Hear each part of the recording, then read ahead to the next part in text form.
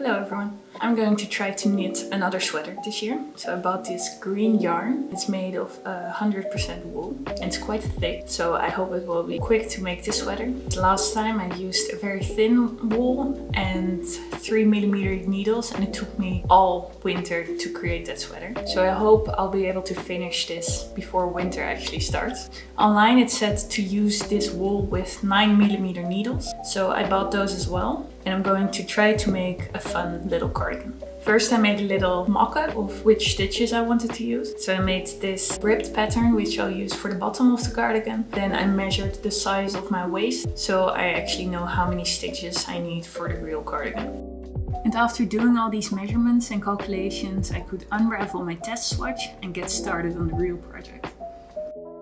I started off with a slip knot and then 114 cast on stitches, and I'm hoping these 114 stitches will be wide enough to fit my waist.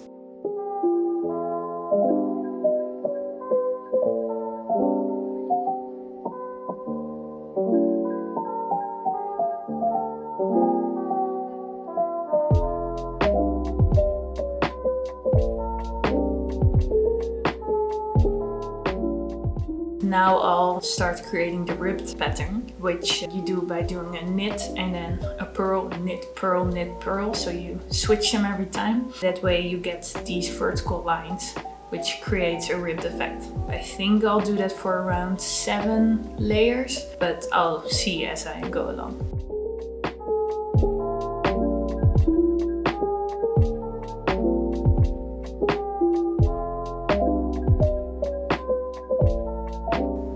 After knitting 7 rows of the ribbing for the bottom of the sweater, I continued with a stocking stitch.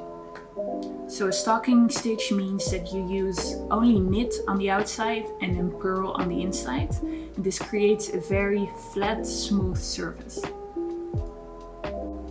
And at this point, I thought it would be nice to see whether the size of the cardigan was actually correct, because I hadn't been able to check it before. So I moved all of my stitches from the needles to a string and then put it around my waist to see if it would fit. And luckily, as you can see here, it did. So I could continue on with the rest of the project.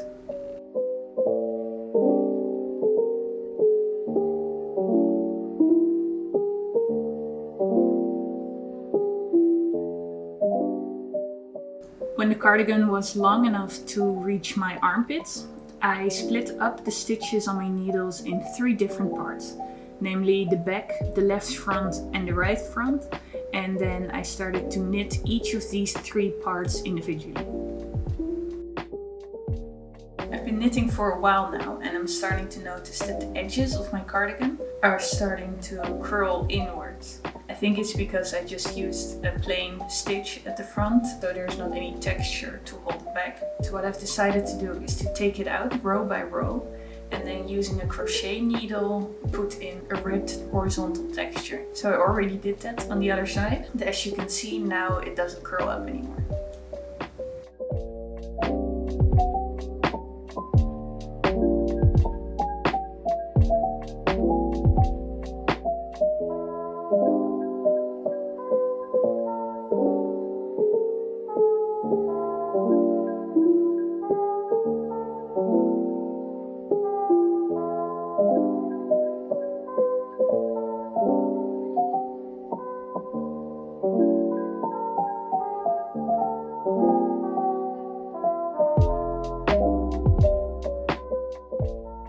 I'm putting 7 buttonholes along one side of the cardigan, and I'm making these buttonholes by reducing 1 stitch where I want the hole to be.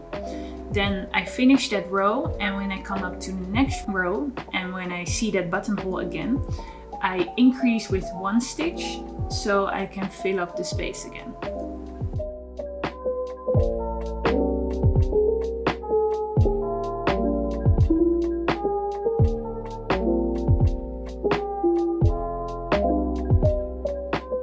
I've continued working on the side for a little bit, and now I've come high enough to start working on the collar. We're trying to emulate the collar that's used on this sweater. So I'll just put my sweater on top of this one and then see how many stitches I need to reduce every time.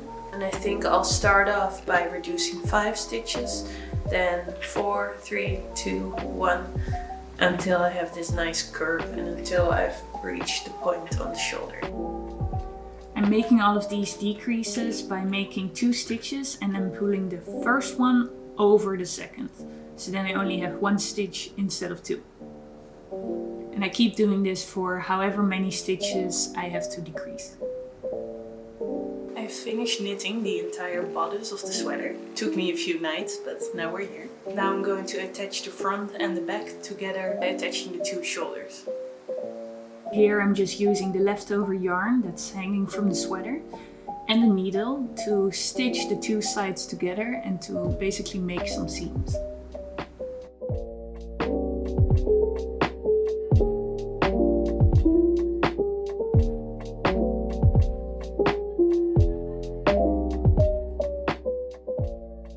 Looking at the sweater right now, I see I have to redo some parts. For instance, the right side is a bit longer than the left side, so I have to take some of it off. And also the back shoulders are wider than the front shoulders, so they don't really match up when I try to sew them together. So I'll have to undo some stitches, knit again, and then try to connect them again. Last night I fixed some of my mistakes. So I fixed the shoulder and I also made sure that the 2 front panels were the same length. I also already made the collar.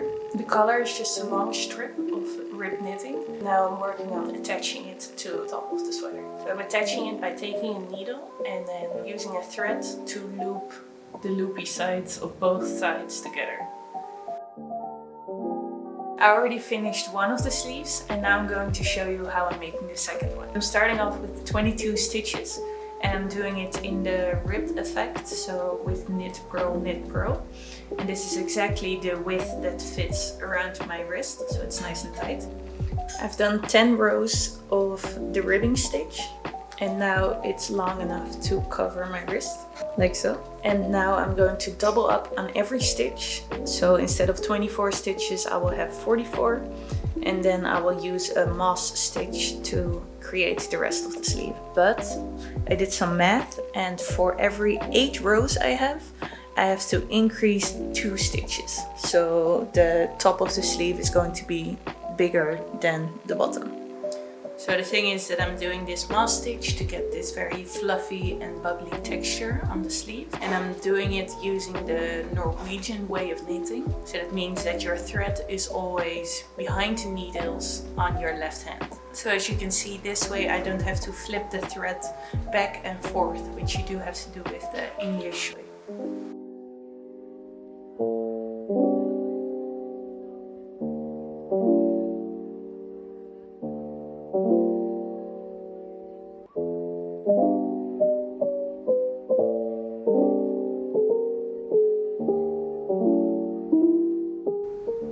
And after knitting the sleeves, I tucked in the edges and sewed the sleeves to the body of the cardigan using the needle and some leftover thread.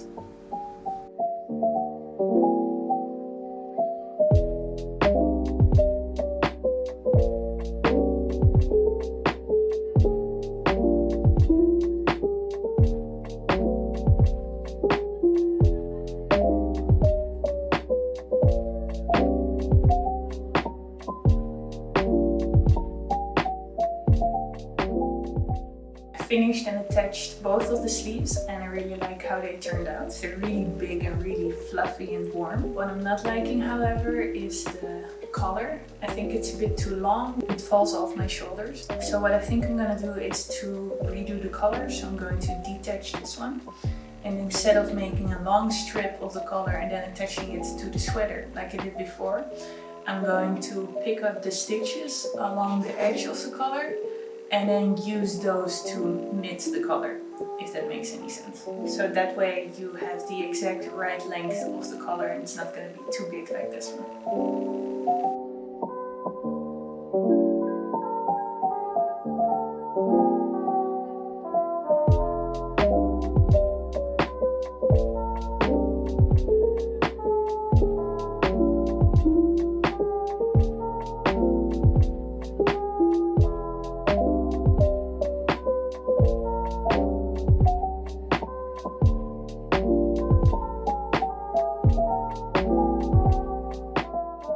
finished knitting this cardigan several weeks ago now, so I've actually already had a chance to wear it, and I really enjoy wearing it because it's super warm and super fluffy and super soft. And I love the texture on these huge sleeves. The one thing that's unfortunate though is that the collar is maybe a bit too short. So since the collar is very wide and the sleeves are so heavy, sometimes the sleeves fall off my shoulder. And also the yarn has already started to pill a little bit. So I'm not sure how long this sweater is going to last.